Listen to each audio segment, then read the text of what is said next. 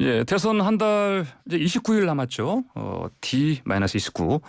민주당 이재명 후보의 외연 확장 행보 아주 바쁩니다. 지난 일요일 밤에는 김종인 전 위원장과 비공개 회동을 했었고요. 어제는 중앙대 법대 은사이기도 한 이상돈 전 의원과 오찬을 했습니다. 오늘은 또 윤여준, 책사로 불리는 분이죠. 책사. 윤여준 전 환경부 장관도 만난다고 하는데, 자, 이상돈 전 의원을 직접 연결해서요, 어떤 대화 이재명 후보와 하셨는지 좀 들어보겠습니다. 이상돈 교수님 안녕하십니까? 네, 안녕하세요. 예. 네.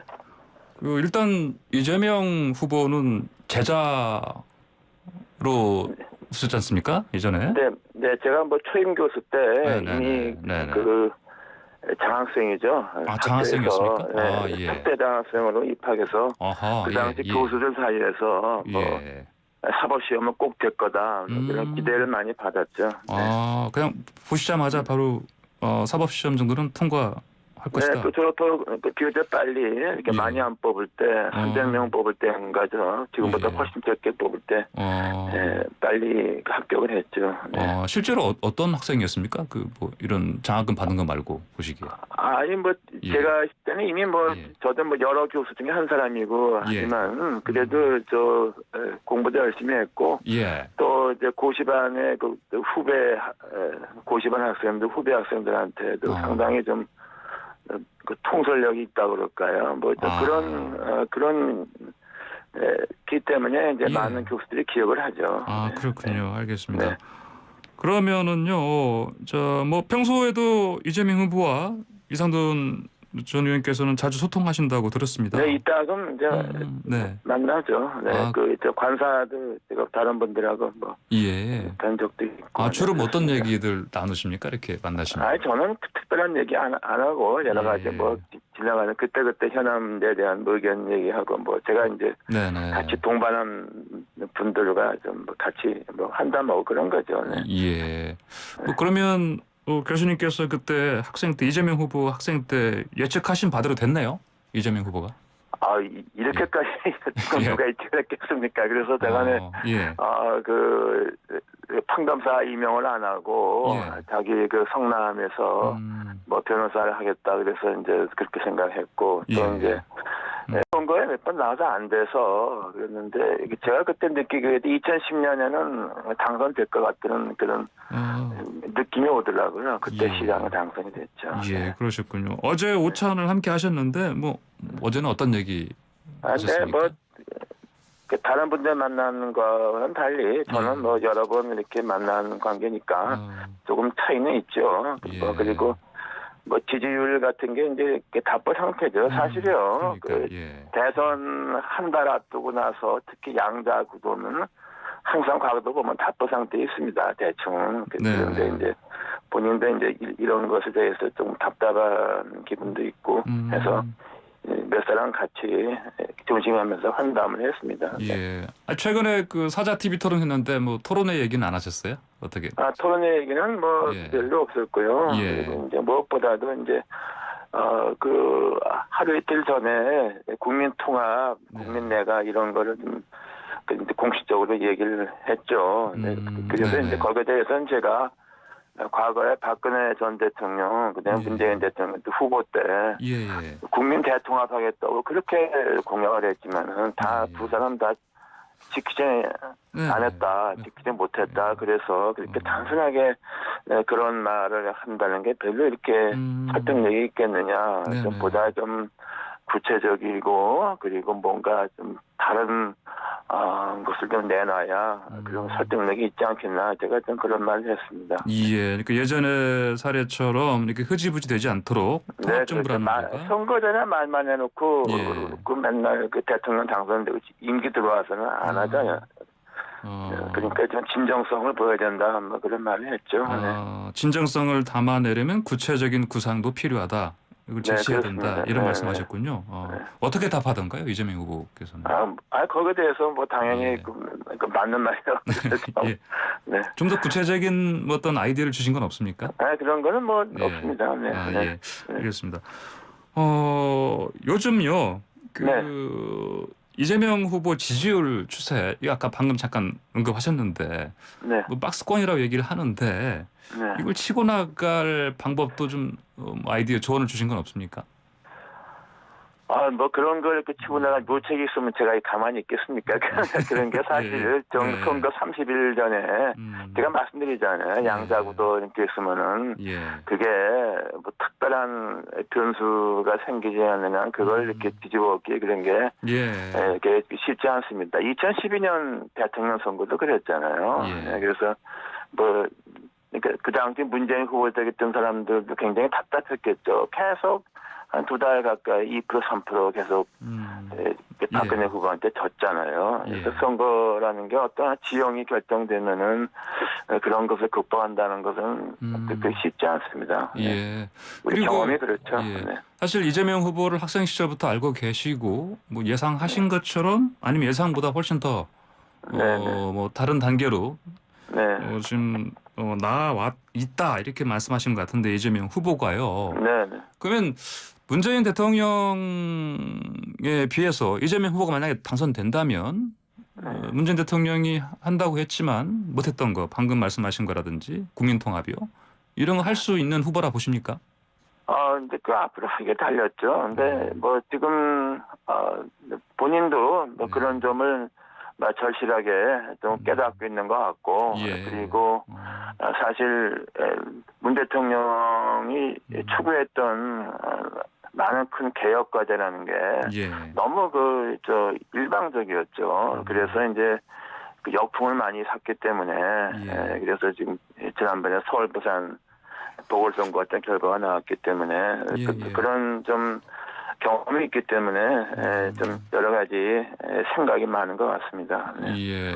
이재명 후보께서 이상돈 교수님한테 그 선대위에 좀 들어와 달라 이런 제안은 안 하셨습니까? 아니 그 전에도 후보뿐 아니라 뭐 몇 사람이 얘기를 했는데 저는 그 처음부터 저는 국회의원 임기 끝난 거로 제가 뭐 현실 정치 이제 더 이상 할 생각은 없고 사실 또 뭐 제가 좀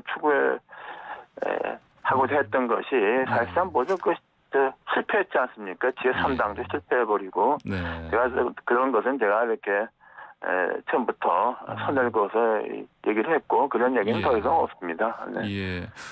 알겠습니다. 이재명 후보가 앞서 김종인 전 국민의힘 위원장을 만났는데요. 이런 만남을 뭐 언론에서는 이제 해석을 적극적으로 하고 있습니다.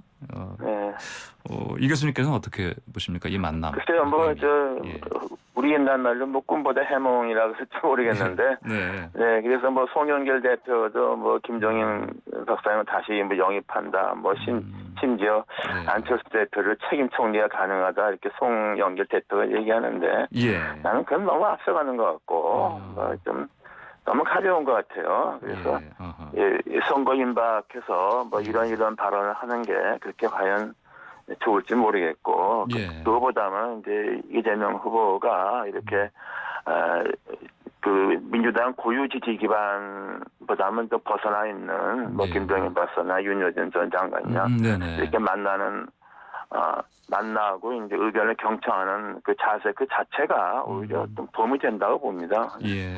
뭐 언론에서는요 방금 말씀하신 윤여준 전 장관 만나는 것도 그렇고 뭐 중도 뭐 외연 확장 행보 이렇게 얘기를 하거든요. 이 뭐 지금 당장 필요한 행보라고 보십니까? 네, 그렇죠. 뭐 조금 도움이 되면 됐지 뭐 나쁠 건 없죠. 그러나 이제 제가 보기는 이재명 후보가 보다 좀 그 문재인 정부에서 추구했다가 뭐 좀 실패한 거, 흐지부지된 거, 또 역풍만 많이 불러온 거, 부작용 많은 거 이런 정책에 대해서 보다 과감하게 좀 해법을 내놔야 되는데, 근데 그러다 보면 또 고유 지지 기반이 흔들릴까봐 그렇게 잘 못하죠. 그래서 그런 것이 집권당에 속해 있는 후보의 어떤 좀 제 어려움입니다. 그걸 2012년에 박근혜 당시 후보는 이명박 대통령과 그걸 과감하게 단절을 했기 때문에 그 이명박 정권에 대한 여론이 매우 나빴음에도 정권을 재창출을 했죠. 근데 그런 면에서 이재명 후보는 아무래도 박근혜 후보보다는 뭐 지지 기반이랄까 여러 가지가 좀 그렇게 박근혜 후보만큼은 좀 못 된다고 봐야 되지 않겠습니까? 뭐 그런 면에서 본인도 좀 답답하고 뭐 그래서 뭐 점심 한번 같이 한 거죠. 네, 그렇습니다. 아, 그러셨군요. 네.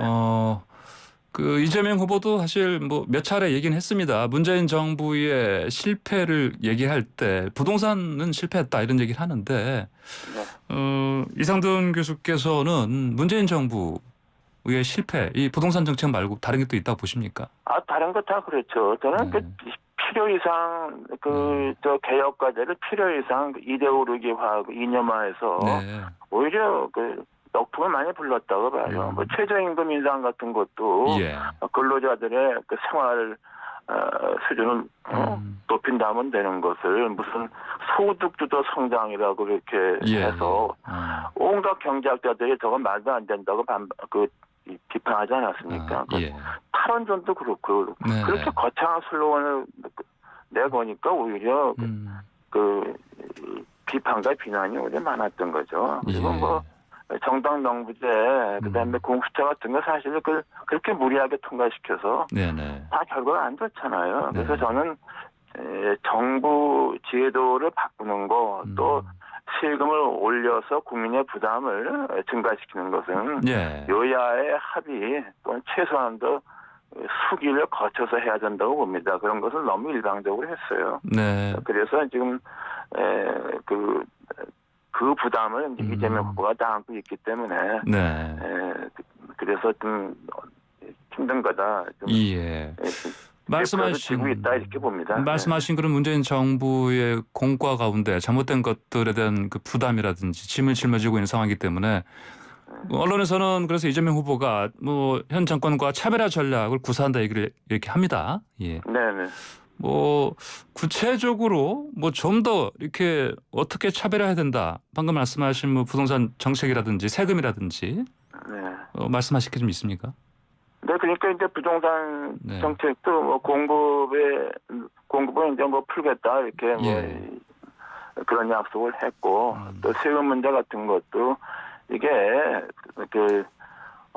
세금을 일부 극소득 부유층만 낸다 그런 시각을 가지면 잘못된 겁니다. 그래서 또 세금을 갖다가 올린 정권을 재창출한 사례가 거의 없어요. 그래서 그런 거에 대해서도 그거 자기가 본인이 이렇게 부담하지 말고 이러이러한 문제에 대해서는 내가 집권하게 되면은 야당과 협의해서 다시 고치겠다. 뭐 이런 정도의 좀 접근을 하는 게 맞다고 봅니다. 알겠습니다.